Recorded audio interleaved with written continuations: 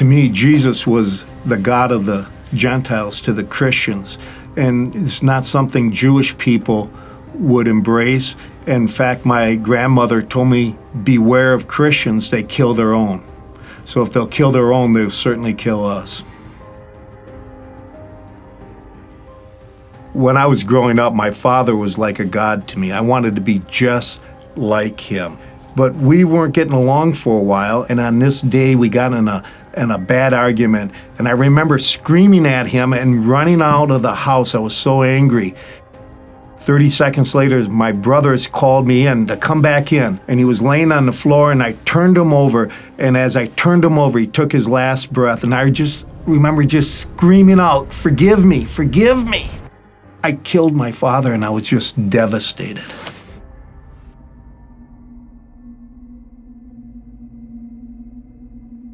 It was a Saturday, so we had to wait until Shabbat broke to go talk to the rabbi. And he chastised us because we were secular and we never really did anything. And he said, now that he dies, you want to become Jews? He had no compassion on us, and I was still hurting and feeling the pain that I thought I killed my father. I just blurted out the words, I damned him and the God he served. And I went storming out, and I said, I want nothing more to do with this.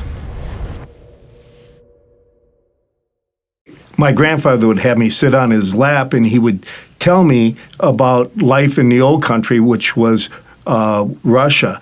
And I asked him, why did you come to the United States? And he said, we came because of the pogroms. The Russian Christians used to come in and persecute us. So I asked him, why did these men do this to us? And he said, because we're Jews and they were Christians. I knew from that time on, it was them and us.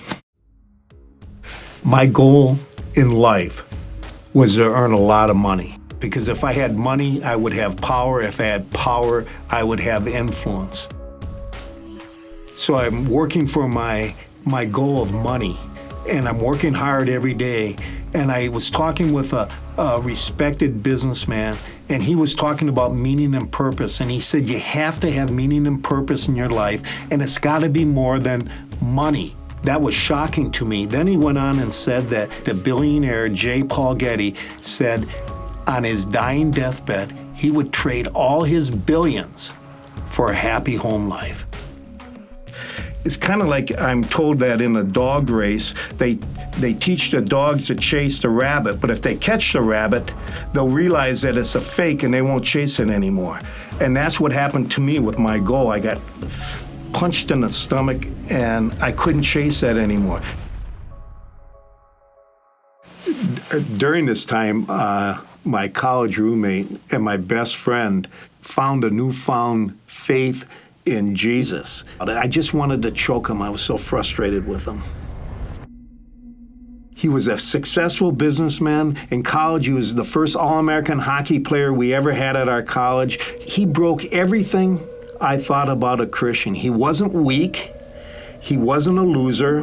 Then to complicate my life even more, my wife joins a Bible study. She's now going to become a Bible-thumping fanatic. I didn't want to raise our children in the Christian faith because it was the faith of the enemy. So I went out to a bookstore and I bought a Bible. I said, I got to look at this for myself. In the first sentence of Matthew, it says, this is a genealogy of Jesus the Messiah, the son of David and the son of Abraham. To me, that was shocking. This was a Jewish book. It was like the words came into my head and they just kind of resonated around my brain. So I started reading the Gospels. That's the first 4 books of the New Testament. I read them once, then I read them again, then I read them again. I ended up reading them over 50 times. I started falling in love with Jesus because he had everything that I wanted. I found out that he truly was Jewish, and he was speaking only to Jewish people. There weren't Gentiles around. He was serving them and loving them, even those who wanted to do him harm, even those who were trying to get rid of him, he loved. And he loved the Jews so much that he ended up giving his life up for them. One day I drifted into the book of Romans, and in Romans 5:8 it says, "But God demonstrates his love for you in this, while you were yet a sinner, Christ died for you." When I read those words, it really kind of transposed in my mind, and it says, Thom, God demonstrated his love for you in this, while you were still not performing up to expectation. Messiah died for you. That hurt and that pain that I had over my father dying in my arms after the argument, I finally was able to put that to rest, and there was some real peace there. I guess for the first time, when you're forgiven, you're set free so that you can embrace the peace that God wants us all to have.